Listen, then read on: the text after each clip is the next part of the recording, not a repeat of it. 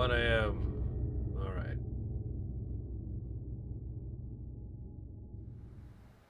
Alright, we're back at the asylum.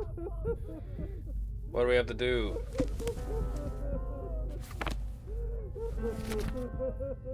I found the music box, Bertrand's symbol. What was the reason behind the strange symbol Bertrand had drawn on the floor? Where had he seen something like that? Alright, maybe I can go upstairs now, past Lenny's. That's the only thing I can think of.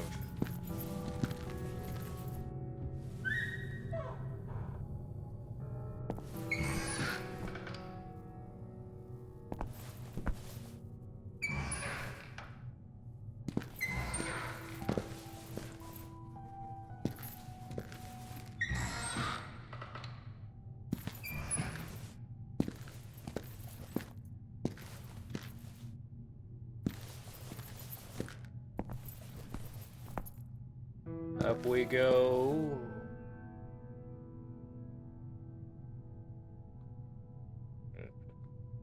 Up we go.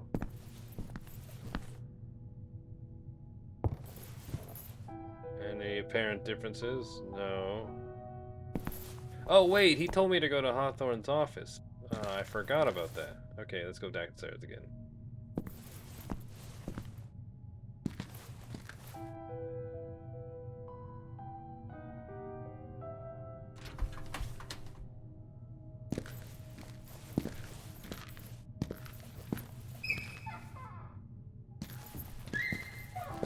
Things you forget.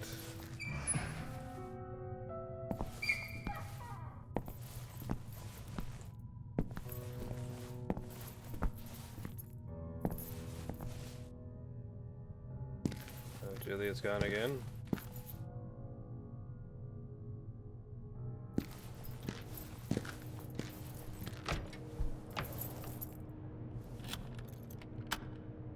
Thanks to Lenny, I had access to Hawthorne's office. As if to foreshadow the hideous revelations awaiting inside, the first drops of rain began to fall when I trespassed into Dr. Hawthorne's office. It seemed like no one else had been here in a long, long time. An antique sofa which conferred a sense of importance, matching the sober decoration in the room. The fireplace was in a fairly good shape, but considering the thick layer of dust, it had been years since a fire had burned it in. 4. Confrontation in the psychiatric. No record of the venerable Hanwell Mental Institute would be complete without an account of Dr. Ellis Hawthorne, companion, trusted associate, and loyal confidant of Walter Hanwell, Dr. Hanwell. Dr. Hawthorne's abrupt addition to the staff at the esteemed mental hospital was not without its share of controversy. He was an inscrutable character who, to the astonishment of many, quickly joined the highest ranks of the personnel list, skipping over roles held by established and arguably more qualified colleagues in the process. Dr. Hawthorne's accomplishments in the field of mental health are, for a noteworthy physician, meager at best. He rose to a certain level of public regard thanks to his imposing personality and stern countenance rather than distinct achievements, as he had a formidable presence that allowed him to immediately command the attention of everyone in a room simply by entering it. His signature neat black suit paired with his cold, guileful gaze inspired equal measures of respect and fear in his peers. Rumors among those who were acquainted with the Institute's founder insinuate that Walter Hanwell's seemingly friendly, almost fatherly demeanor worked against him when it came to achieving his own ardent goals. It is speculated that this is the reason he chose to partner with Dr. Hawthorne, who soon proved to have more manipulative, ruthless ways of managing Hanwell Mental Institute. Over time, the grisly details of Dr. Hawthorne's practices began to surface. Many colleagues were horrified. Others who knew him were, well, less so. Testimonies told that Hawthorne often engaged in heated quarrels with other staff members at the Institute. Nurses who chose to remain anonymous claim that medical instruments previously thought to be lost would appear scattered around his office. While it's not unusual for a physician to work with dangerous tools such as scissors and scalpels, It is far from common to find them mishandled in an unsterilized environment. Nonetheless, this particular form of misconduct in Dr. Hawthorne's career could not be confirmed and was dismissed as malicious gossip from disgruntled employees. Dubious stories of patients secretly taken to his office late at night have not been verified either. All right, number 4.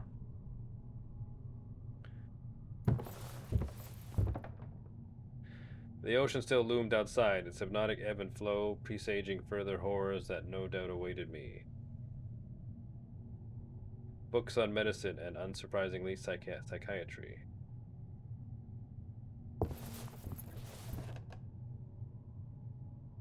Oh, another tape recorder. So it's a... Wary as I am about recording such notes on paper, Walter insisted that we thoroughly document these experiments for the benefit of our research. It's true that the process of writing in a journal allows one to more efficiently collect thoughts and ideas, make sense out of them. However, I'll have to strengthen security measures to begin with. I've asked the janitorial staff to refrain from cleaning my office. At first we tried straightforward questions. What did they see? Could they hear any sounds? How large is the chamber? Yet they seemed to have no recollection of the encounter. Next we followed with a set of more specific inquiries. What is the being inhabiting that chamber? Does it look like an animal? Can you describe its shape? Did it move? Nothing worked. Their minds are completely blank, as if that moment was erased from their memories. However, there's no question that whatever happens inside that chamber provokes a severe reaction in them. The procedure is rudimentary, to say the least, but effective. We tie a rope around each patient's waist and push them inside, resisting the temptation to gaze beyond the threshold with all our might. It's hard to tell from our vantage point next to the doorway what transpires in the interior, but we don't sense any movement. Apparently, the patients remain still or are paralyzed even. After a few minutes, we firmly pull the rope and haul them out. Bruises are inevitable as they hit the ground, but there's no better way of doing this. They don't react to any stimulation while in that chamber. Walter then uses the device to lock that strange door. He's far more knowledgeable than me on such esoteric matters. We believe that the patient's experiences unbearable fear. Our initial guess that they were becoming paralyzed was correct. After all, it's like they shut down the presence of that blasphemous form before them. The human brain is such a marvelous organ. Even their deeply damaged minds react to protect them when they're in danger. As we drag them out of that ancient room, we can discern an expression of absolute dread on their faces. Insane or not, human emotions are still the same, yet they return to their old selves shortly afterward as we drive them back upstairs.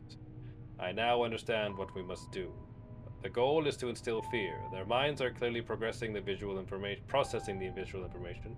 The theory is that if we are able to reproduce the conditions of the encounter, we should be able to recover details about it.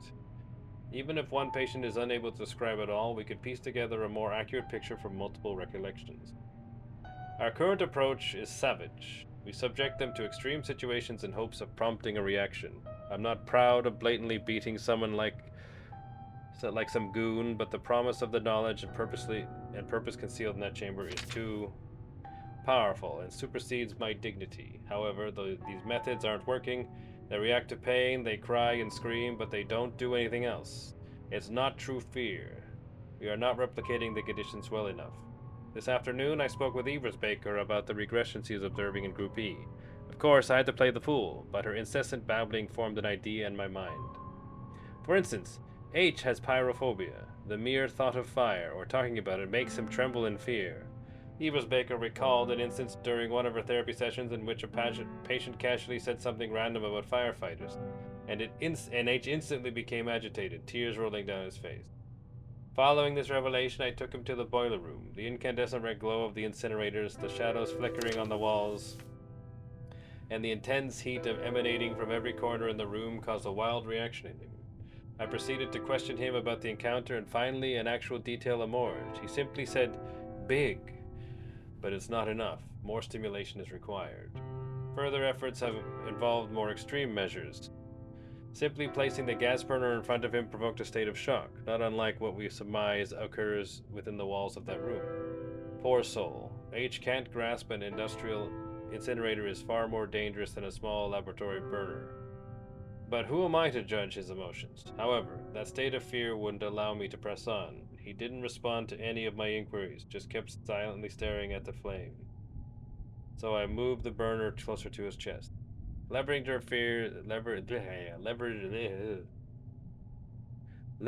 their fears is indeed the key. We managed to obtain much more information from these new sessions than from all our previous efforts. A picture is beginning to form. More pages. JC, afraid of dark. LH, brittle bones. RB, sexual act. Bertrand, denigration. Bertrand? Lenny? RB is the woman, so JC is meat. I still don't remember if I said my name, so I'm afraid of the dark. Alright, can we play this? Or is it just a transcript? Oh. This is the next subject.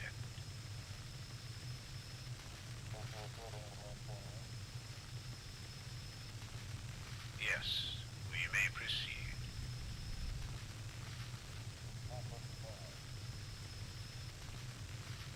Leave it to me. Hello, Leonard. Do you remember me? I'm Dr. Hawthorne. What do you want?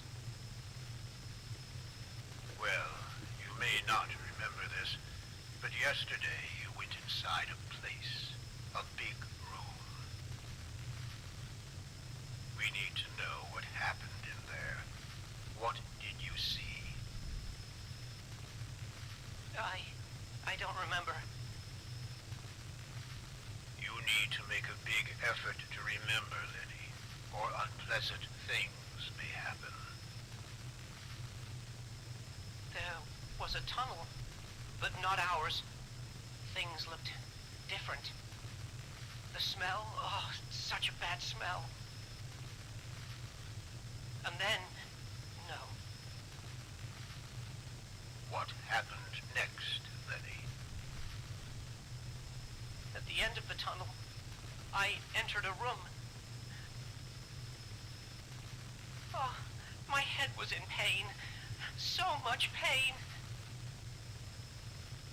Describe that room for me. I don't want to go back. I don't want to remember. Describe that room. Now. No. It's so large. The walls are strange, with shapes I've never seen, and there's a glow everywhere. Triangles. And in the center, ah, What is at the center of the room? no, What did you see? my head is pounding. Think. Think. Remember. Remember. No.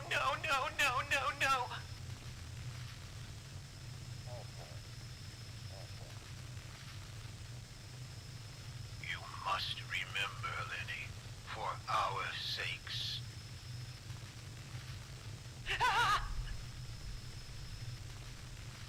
What did you see in the room?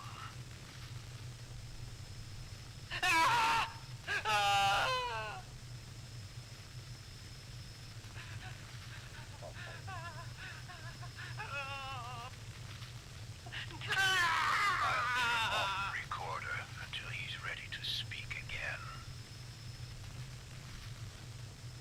I've already forgotten what Lenny's afraid of.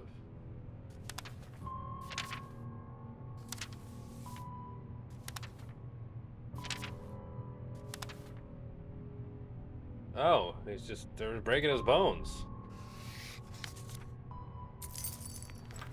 And he was right, this is then the key to the director's office, which was now in my power. Have I found the director's office?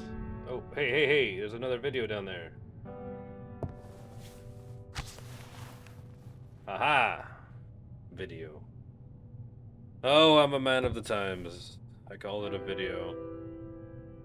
Ooh. More reading.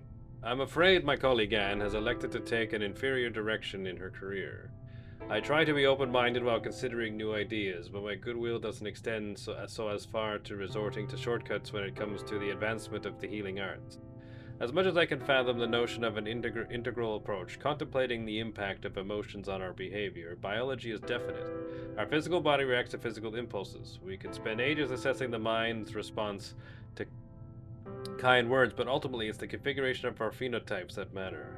One cannot possibly identify a subcortical disorder by means of a conversation. The direct stimulus of cells will always secure the path to success when dealing with an obvious alteration to the brain. Yet Ebersbaker insists in her holistic approach, which inevitably devolves into a waste of time. Our society is crumbling, swift action is necessary, and in the case of this establishment, we are also spending valuable resources which are dwindling. Every day on her theories. Since I was hired at Hanwell Mental Institute, I had the good fortune to work with various unique patients, investing a great deal of time in learning about their issues. Many of these are behavioral complications deeply rooted in their minds. Without a clear solution, miserable subjects exhibiting a debased attitude who couldn't possibly fit in the world of civilized men. I find value in dedicating efforts to those without real hope. Patients unable to produce a single neural transmission that results in a meaningful stream of thought productive to society, but phony misfits who merely demand attention, the paranoid, the lonely, who mistakenly confuse the cacophony of modern life assaulting our senses each day with actual mental problems. Ebersbaker can fritter her hours away as much as she wants. My issue is the money involved. In the end, our existence is a biological accident. It's the glorious expression of our genetic material that confers meaning to our lives, and the only tried and proven way to deal with the elements of our bodies is via the practice of standard medicine, and thus a shattered brain can only be fixed by physical means. That's pretty reasonable. Alright. This guy was sadistic. Can I go over here? I didn't feel like I was wasting time going through these books.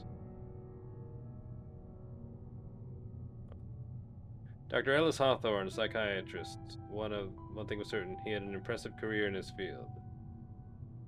The diploma confirmed that Dr. Hawthorne was a renowned individual and regardless of his behavior, a valuable asset to the Institute. The diploma confirmed that Dr. Oh, I read this, okay.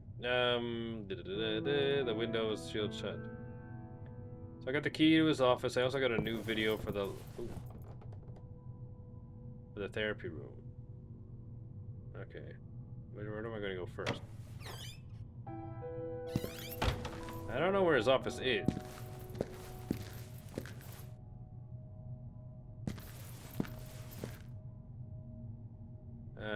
It's the director's office upstairs. I don't think so. But I'm going to go look anyway. But first, the therapy room.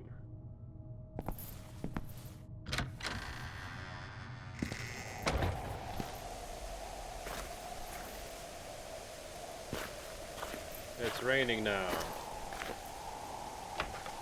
So locked.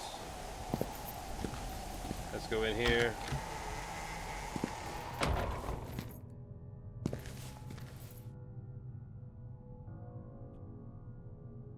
Why did it let me come here?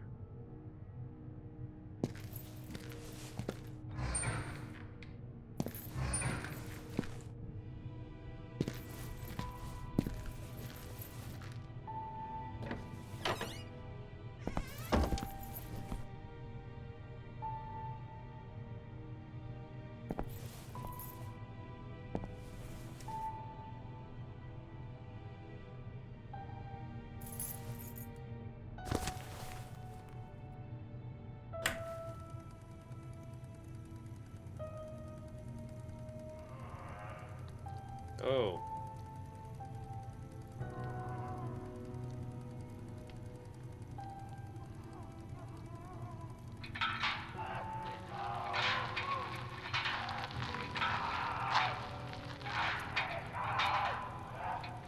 Is that me?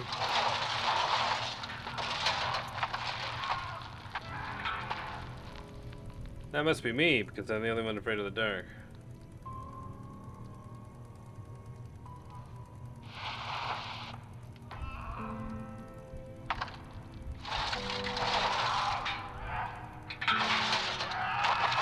Careful, the artifact.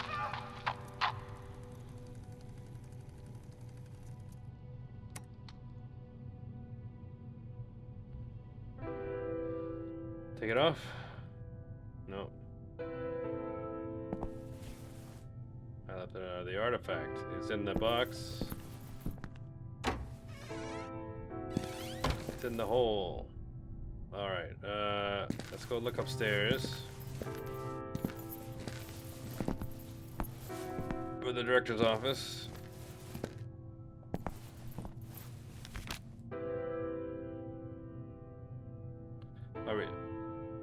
My research revealed a shocking fact. The most powerful people in charge at the Institute had committed vile acts of abuse against patients.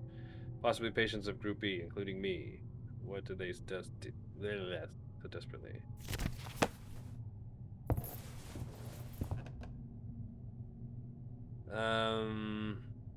Oh, it is on this floor. To the right. Over there? What was in here again? This is the morgue. His dude's still over here.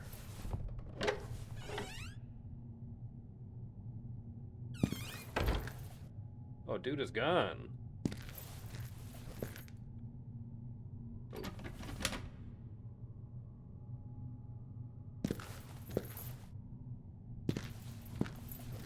Oh. Oh, number 5. The influence of Ambrose Miller. Another notable chapter in the Chronicle of Hanwell Mental Institute involves the cordial relationship that developed between Walter Hanwell and Dr. Ambrose Miller, a renowned chemist researching experimental drugs. Dr. Miller first achieved widespread fame overseas due to his involvement in the standardization of clinical drug trials, including the use of placebo-controlled and double-blind tests. Regrettably, Dr. Miller's accolades came to an abrupt halt after the devastating thalidomide tragedy, in which thousands of babies were born with malformed limbs as a result of their mothers making indiscriminate and unsupervised use of the drug to treat nausea during their pregnancies.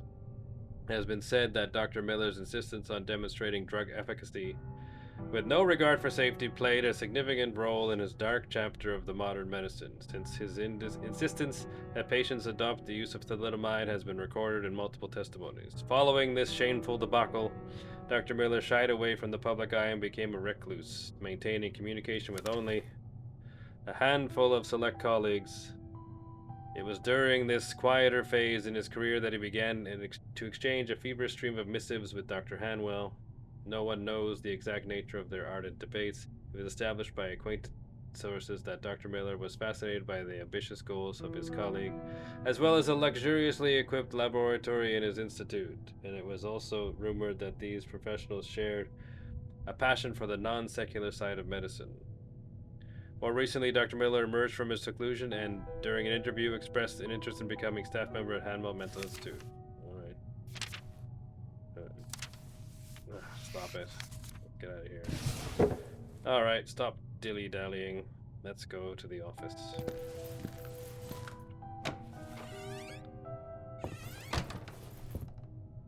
It was over here.